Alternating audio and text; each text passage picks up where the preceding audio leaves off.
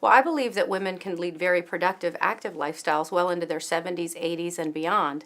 However, as we age, our tissues do change, and with the atrophy that occurs in our tissues, we can develop problems. At Panama City Urology, we believe that every single patient deserves our very best care and all of our respect. We have an exceptional staff of physicians and a very highly trained staff of experts who are helping us. Thanks, Governor Christ. That was nice. 3 times the charm. Thanks, Governor Christ. Very nice. Very nice. Thanks for understanding. Thanks for understanding. Excellent. Again, please. Thanks for understanding. And then they will compare it to the future as to what happens in the oil spill. As we've all read and seen, the impacts of this oil spill will probably not be totally understood for 10 or 15 years. So this will be a very longitudinal type study. Every year you analyze the top teams in America, and there's one common denominator. It's not the East, West, North, South. It's the fastest teams win.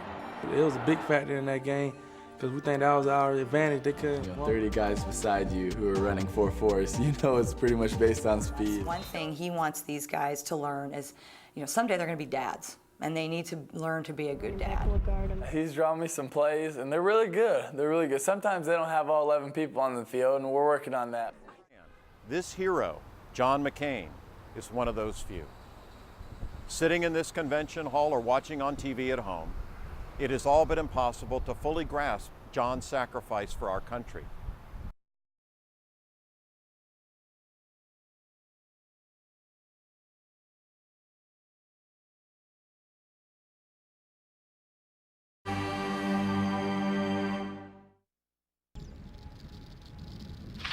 I had hoped to be the one herpetologist who in his career had never been bitten by a venomous snake. Well, unfortunately, working with venomous snakes is a risky profession. He found out just how risky it was on November 22, 1993, when he was conducting an ecological survey on Shell Island in the Florida Panhandle. The setting couldn't have been more idyllic. I really was euphoric, thinking what a wonderful day this was. Not ever expecting that I was going to encounter an eastern diamondback rattlesnake.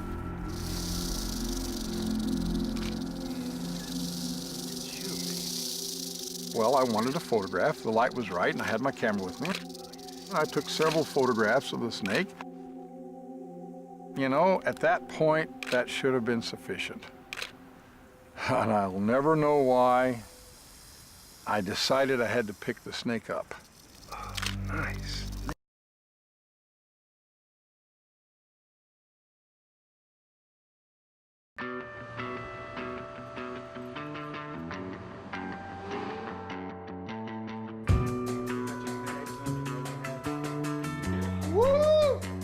We're here in LA for the Aflac All-American Games, and I'm excited. I'm Michael Heller, I'm from Bradenton, Florida, and we're here for the Aflac All-American Games.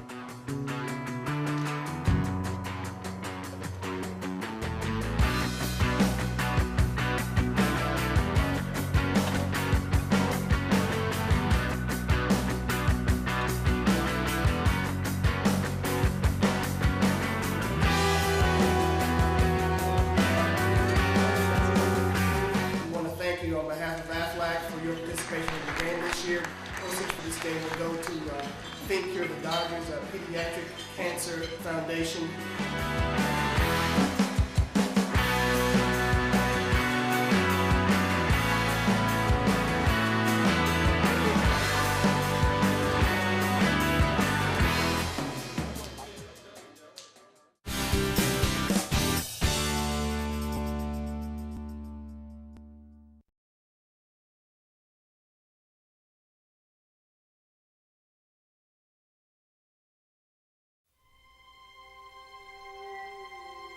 The land is what sustains us.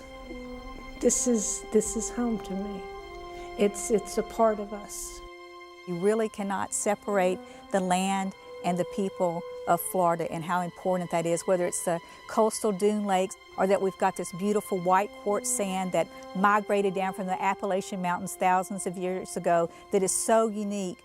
Each community has a sense of pride and a sense of purpose and place in the county's history. We have a responsibility to tell the story of the past generations to future generations of Walton County. I'd say Walton County is still one of the hidden treasures of America.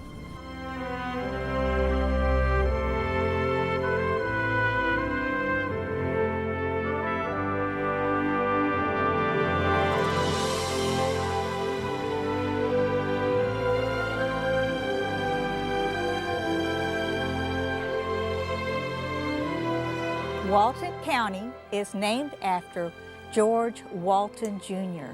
His father was a signer of the Declaration of Independence, George Walton. And his son, when he came to Florida in 1821 as the Secretary of West Florida and then acting governor, well, 1824 came along and he decided to also name a county after himself. Now, the first county seat of Walton County was Alaqua, which started in around 1827. Around 1833, Uchiana was the county seat, and then they had a fire there, and then it moved to Defuniak. In the 1830s, 1840s, the Point Washington, Freeport, and Portland areas were important because there were large ships under the British flag at that time being built in these areas. Those ships were consequently used in the lumber and turpentine industries. This Captain Fritz was the main boat that came in here. It also went up to Ebro, and it's actually sunk above the bridge at Ebro, still there today. Walton County has the highest elevation in Florida, and that's at Britton Hill up near Paxton. The highest point in Florida is actually the lowest high in the United States. The Indian chief for the Uchi Indians, which was the ones that occupied this county, from the beginning met some white folks at a trading post in Pensacola and invited them to this county.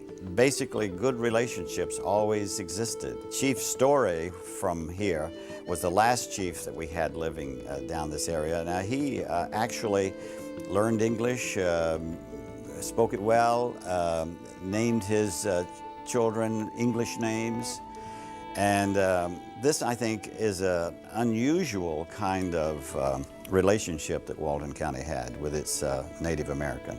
Well, in the 1860, when we first came in here, that was just a matter of being able to homestead and survive. By the time the Walton County lumber was here, we were doing cypress farming, well, cypress harvesting, and they would cut the trees and one would ride the tree down into the river. In fact, one of my great-great-uncles died that way because it was a hollow tree. But they would band them together and then ride them downriver to the sawmills that were maybe over in Freeport or Pensacola. We were turpentining people. We know the rivers. We were your ferry boat operators, and we've been a part of the growth of this county for generations, 5 generations now. When the turpentining played out, which would have been in the 30s and 40s, we went to a different occupation. We grew corn and transported beverages into Alabama. We made liquor and sent it up to Alabama because that was what we were bootleggers, because we had to trade our industry. But we did it as a community. It was a community industry. All of what we did as a whole of people.